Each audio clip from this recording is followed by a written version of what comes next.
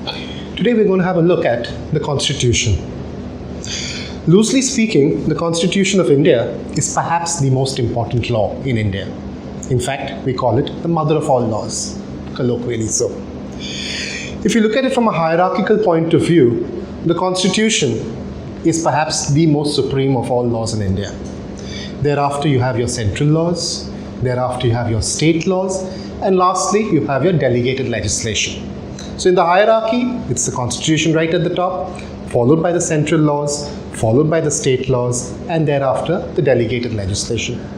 Now, as you know, in India, we have a dual legislative system. We have the central legislature, the parliament, and we have the state legislature. Both these legislatures legislate. That means they frame laws. So far as the central legislature is concerned, they frame laws for the entire country, for India. And so far as the state legislatures are concerned, they frame laws for their respective states. So if you are an Indian citizen sitting in Maharashtra, not only are the Indian laws framed by the central legislature applicable to you, but also the state laws framed by the legislature in Maharashtra, they would also be equally applicable to you. If I am in West Bengal, the Maharashtra laws won't apply to me, but the state laws framed by the legislature in West Bengal would apply to me. Now, why do we say that the Constitution is the most important or the most supreme of all laws? A very simple reason. As I told you, the legislatures legislate. They frame laws. Where do they get this power or the authority to frame laws from? The Constitution. So it is the Constitution which empowers both the central legislature as well as all the state legislatures to frame laws. In fact, the Constitution has a schedule called the 7th schedule,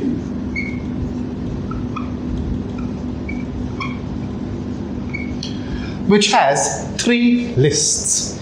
We call it the Union list, the state list, and the concurrent list. Each of these lists contain a number of topics. These are the topics on which laws can be framed. So far as the topics mentioned in the Union list are concerned, it is the central legislature which frames laws on these topics. So far as the topics mentioned in the state list are concerned, it is the state legislature or all the state legislatures which frame laws on those topics mentioned in the state list.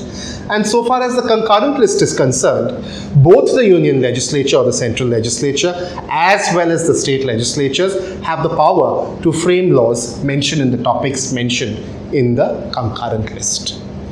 Now, in case there is a conflict between a law framed by the central legislature on a topic mentioned in the concurrent list and a law framed by the state legislature on the same topic mentioned in the concurrent list, it is natural that this law framed by the central legislature would prevail. That is the hierarchy which we follow in India so far as our various legislations are concerned. Another very important thing is concerned, which is that any law framed by any legislature, be it the central legislature or the state legislature, they must be in conformity with the Constitution of India. In other words, they must not violate any provision of the Constitution. In legal language, to use a Latin phrase, we say that the laws must not be ultra vires the Constitution. And they must be, therefore, another Latin phrase, intra vires the Constitution. We can go a step further and say that every law framed by any legislature, there's a presumption that they are constitutionally valid. So therefore, we say there's a presumption of constitutional validity of every legislation framed by either the state legislature or the central legislature.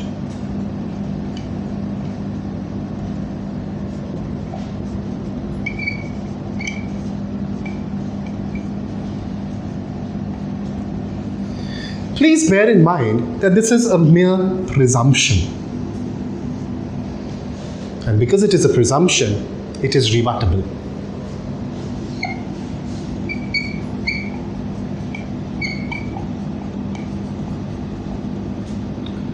which means while there is a presumption that every law framed in India is constitutionally valid, that means it does not violate any provision of the Constitution, at the same point of time, it is not sacrosanct. If you or I or any other person, any other public spirited citizen feels that yes, this particular law framed by the central legislature or that particular law framed by the state legislature is unconstitutional because it violates some provision of the Constitution, you nonetheless have a right to challenge the same. It is a mere presumption. You can always rebut the presumption by filing a case in court and challenging the constitutional validity of that particular law, of that particular statute. Just to give you a very simple example. A few years ago, there was this very controversial law which was framed by the central legislature called the NJAC Act. It's a short form, it's an abbreviation. The full form, the National Judicial Appointments Commission Act. Now, this law was framed by the central legislature basically to govern the manner in which judges would be appointed, especially at the High Court level and at the Supreme Court level. Now, we know that today the High Courts and the Supreme Court typically follow what we call a collegium system, which means the judges themselves appoint judges. While perhaps and arguably it may not be the best way to appoint judges, it still is a mechanism which has been working quite well for quite some years, pursuant to decisions passed by the Supreme Court. But the legislature, the central legislature in its wisdom thought that this is not the most apt method to appoint judges, so they developed a concept that a new commission would be set up comprising of members from various societies, from the legislature, from the executive, from the judiciary. They would all sit together, form part of a commission, form part of a committee, and decide who would be appointed as judges. This law, the NJAC Act, was challenged before the Supreme Court by many people. Ultimately, the Supreme Court heard all these various petitions filed before them and decided and declared that this law was unconstitutional. And why did it hold that it was unconstitutional? Because our Constitution inherently recognizes that there must be a division between the executive, the legislature, and the judiciary. They must be independent. Now, if you have the executive and the legislature participating and deciding who is going to be a judge, then naturally the independence of the judiciary comes into question. Therefore, and amongst other grounds, the NJAC was challenged and successfully held to be unconstitutional, which is why today you do not have any law by the name of the NJAC Act. We still follow at the High Court and Supreme Court level the collegium system. So net, what I'm trying to tell you is that the Constitution is a very important law, pursuant to which laws are framed, and the Constitution has various provisions, which we will have a look at later, which must be followed, which must be adhered to by the legislatures when they are framing laws. We're back with the Constitution today. Today we are going to look at what remedies a person, a citizen of India has if he or she feels that any constitutional right of his is violated. The natural remedy is you can approach a court of law by filing what we call a writ petition.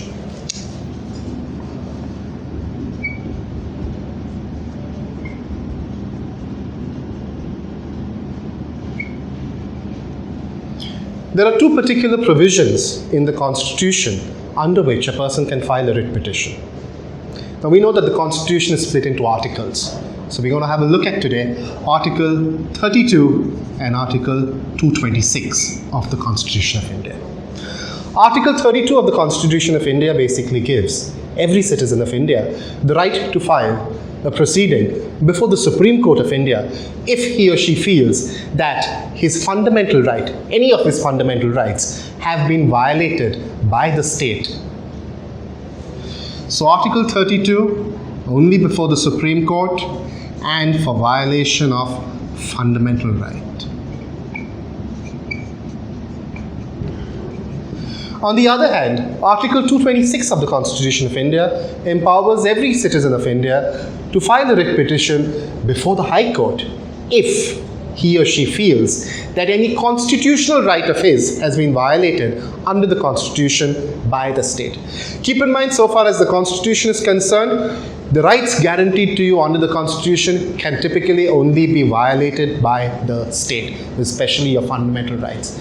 As a private citizen, I can never violate your fundamental rights. Your fundamental rights are guaranteed to you only against the state.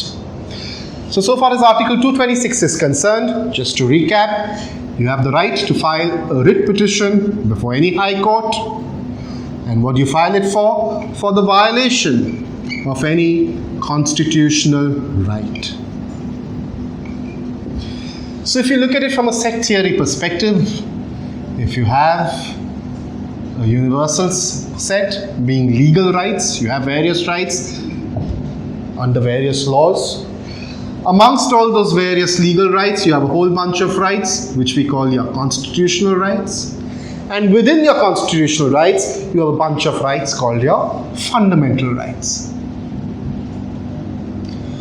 So for violation of fundamental rights, you can approach either the High Court under Article 226 of the Constitution or the Supreme Court under Article 32 of the Constitution.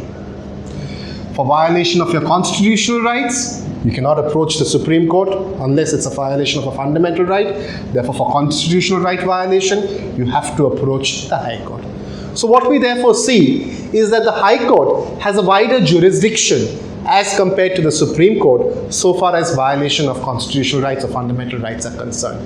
In other words, the Supreme Court being supreme, it should only be disturbed, it should only be approached if your valuable fundamental rights have been violated. For violation of your other rights, including your fundamental rights, please approach the High Courts. In fact, very often, while hearing a case under the Article 32 of the Constitution, the Supreme Court has held that, look, if it's a violation of any right, even if it's your fundamental right, why don't you approach the High Court first and then come to us and appeal if required? Do not trouble us with each and every single question. The High Courts are there for that. If you fail before the High Court, you can always come to the Supreme Court subsequently. Now, looking at this word writ, there are 5 types of writs which either a High Court or the Supreme Court can pass against the state. As I told you, you're filing cases under the Constitution for violation of your constitutional rights or fundamental rights, typically against the state. So the High Court or the Supreme Court, when it passes or issues a writ, it is typically against the state. There are 5 types of writs which can be passed by a High Court or a Supreme Court. Let me now tell you what those 5 types of writs are.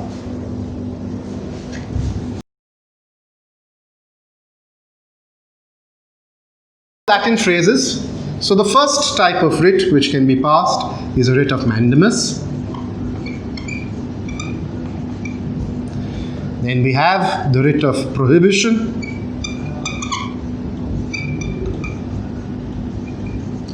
Then we have a writ of certiorari. Then we have a writ of quo warranto.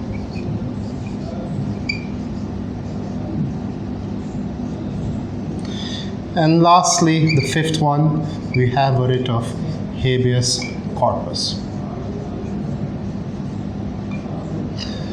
I've specified these names in no particular order. Each of them are equally important. Just to have a look at a couple of them, just to give you an idea as to what these writs are all about. Writ of mandamus is typically an order passed by the High Court or the Supreme Court mandating or directing a particular person or an authority or the government to do something.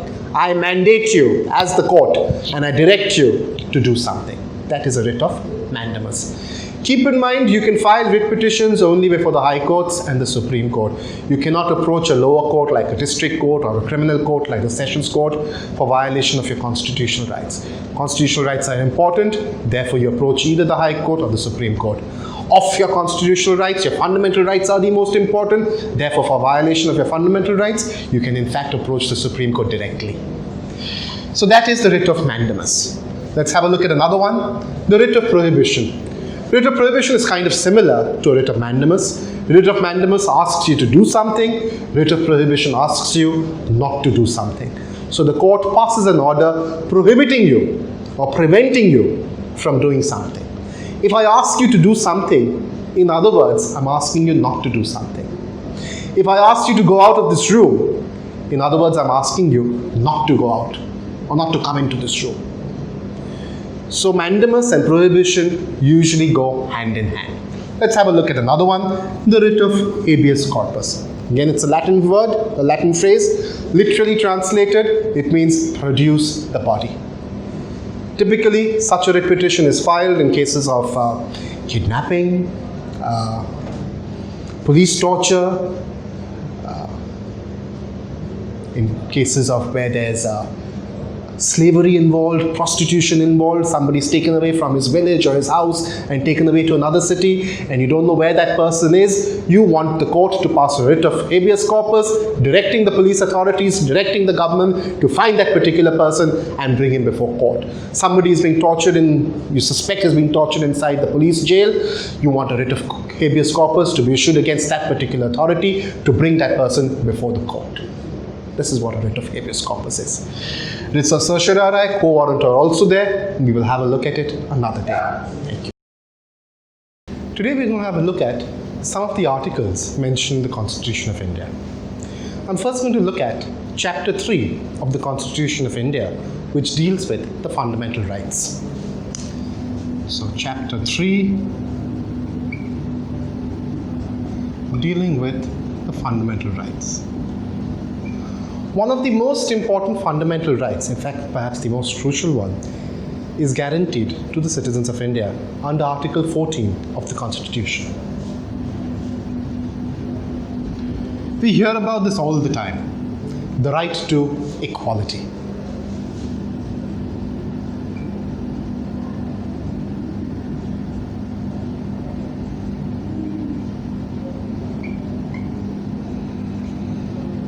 This essentially means that the state, the government, all public authorities are duty bound to treat every citizen of India equally, without any bias, without any discrimination whatsoever. Hindus, Muslims, Christians, majority religions, minorities, Parsis, Sikhs, Jains, Buddhists, they all must be treated equally. Similarly, males, females, transgenders, etc., again, they all must be treated equally. The rich, the poor, again, they must be all treated equally.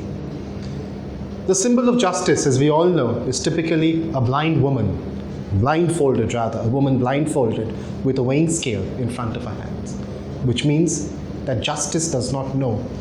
The judge, the courts do not know who is before it. It is blind. And it's going to take the weighing scale and balance out the two cases, one for the prosecution, one for the defense, as the case may be, and decide on the basis of whose case is a stronger case. So Article 14, to come back to it, talks about the right to equality. Now one might think that if we talk about equality, then how is it that we have reservations in schools or colleges or universities, the ones run by the government, reservations in the government sectors, so far as jobs are concerned, etc. On the face of it, do they not violate the right to equality? Why are some people or some classes of people or some groups of people being given a preference over others?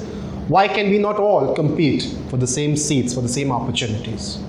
Does that not go against the very ethos of the right to equality?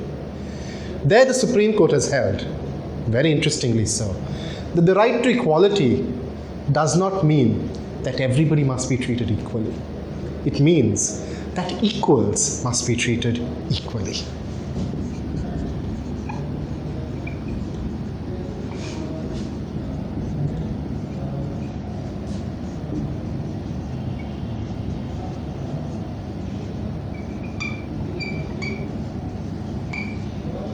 In other words, unequals can be treated unequally so as to bring about equality. In fact, so far as reservations are concerned, the Supreme Court has gone on to say, in not so many words, that this basically is an example of positive discrimination or affirmative action.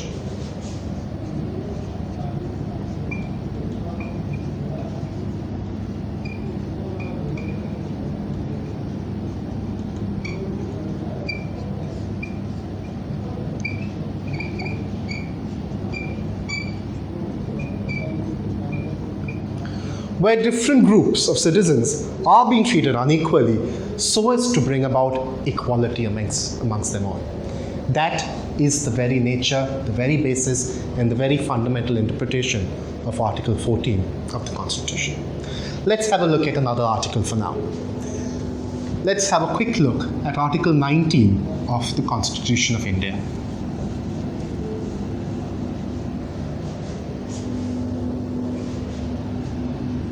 Article 19, as we know it, basically talks about the various freedoms guaranteed to the citizens of India under the Constitution of India.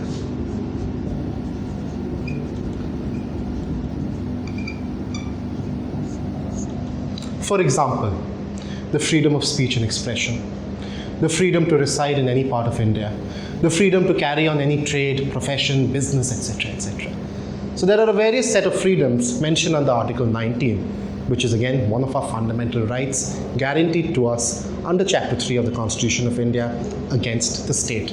Now, so far as the state is concerned, the state has also been defined in Chapter 3, Part 3 of the Constitution of India under Article 12. Let's not go into that for the moment, but let's come back to these freedoms which we were talking about. Question now arises, are these freedoms absolute or not? If these freedoms are absolute, then one could perhaps argue that, look, if I have a fundamental right to speech and a fundamental right to freedom of speech and expression, then can I not say anything and everything and get away with it?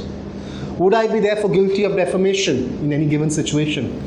Can I be held guilty of sedition? Or can I say that any case being filed against me for sedition or defamation goes against the very fundamental right guaranteed to me under the Constitution of India? It's my freedom of speech and expression, and by filing a case against me of defamation or sedition, you're taking away that particular fundamental right given to me by the Constitution. The answer is an emphatic no. Fundamental rights, be it under Article 14, under Article 19, under Article 21, under any part of the Constitution of India, under Part 3 in particular, they are never absolute. They're always what we say, subject to reasonable restrictions. So keep in mind, a very important lesson for the day, fundamental rights are not absolute. To the contrary, they are subject to reasonable restrictions.